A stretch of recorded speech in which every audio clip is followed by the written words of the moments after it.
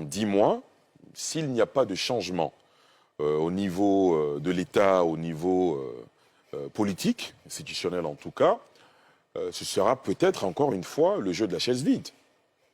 Mais pourquoi vous le dites? Ce sont des analyses qu'on fait, c'est de la prospective. Les militants du PPACI ont choisi le président Laurent Gbagbo comme leur candidat. Parce qu'ils sont en rang de bataille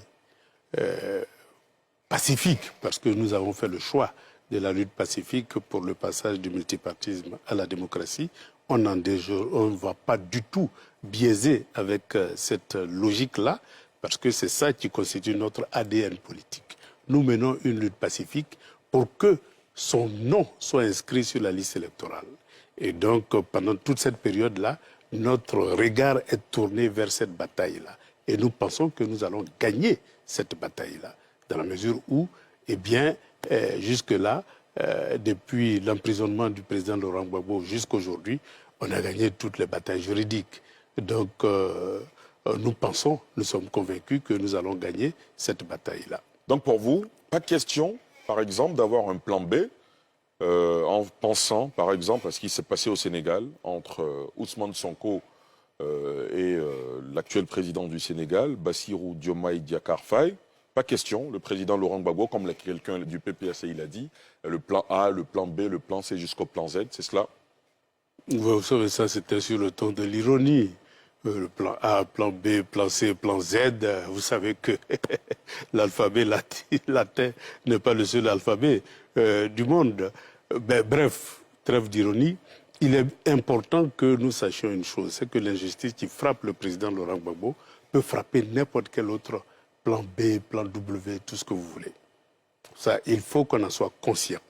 Et donc, c'est aux militants du PPACI de faire leur analyse et de proposer d'autres solutions au cas où il y a un blocage véritablement. Donc ça, c'est une affaire de parti politique. Est-ce que les militants du PPACI pourraient penser à vous, par exemple? Est-ce qu'avec le background que vous avez, est-ce qu'il vous est déjà arrivé de vous dire « je peux être président de la République de Côte d'Ivoire » Est-ce que vous avez déjà pensé à cette fonction suprême, très exigeante?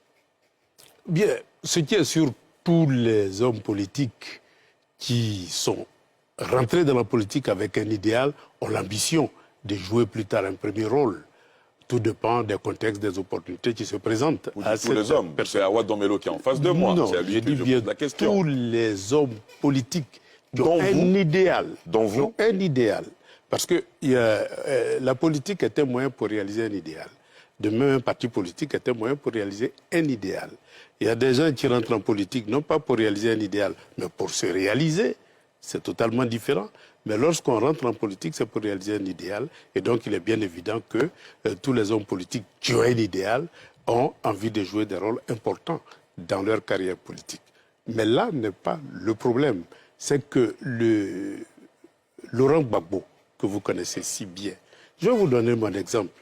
Je l'ai rencontré dans les années 1984 à Paris, en plein parti unique, dans la clandestinité. Eh bien, ce qui m'a fasciné chez cette personne-là, c'est sa capacité de persuasion. J'étais un communiste, c'est-à-dire pour la lutte armée, pour je dirais l'économie communiste, c'est-à-dire l'économie appartient à l'État et pas au secteur privé. J'étais pour la dictature du prolétariat. Eh bien, Laurent Gbagbo, méthodiquement, m'a fait comprendre qu'il faut que j'abandonne et que je choisisse la lutte pacifique, non la lutte armée, que je choisisse l'économie socialiste, c'est-à-dire la coexistence entre deux systèmes, système libéral et système socialiste, et que je choisisse la voie de la démocratie. Voilà ce qui a fondé notre relation. Et donc cette fondation-là a constitué le socle sur lequel nous avons construit le Front populaire ivoirien. Et donc, évidemment, durant tout ce parcours, il y a eu des hauts et des bas. Eh bien, aujourd'hui, nous sommes en face d'un destin commun, c'est-à-dire le destin de la Côte d'Ivoire. Et donc, nous pensons que l'heure est venue pour que la Côte d'Ivoire, surtout les militants du PPACI, prennent conscience que nous devons tout faire pour que le nom de Laurent Gbagbo soit inscrit sur la liste électorale parce qu'il représente le meilleur candidat. Il est le meilleur profil. Mais Laurent Gbagbo, en 40 ans, a créé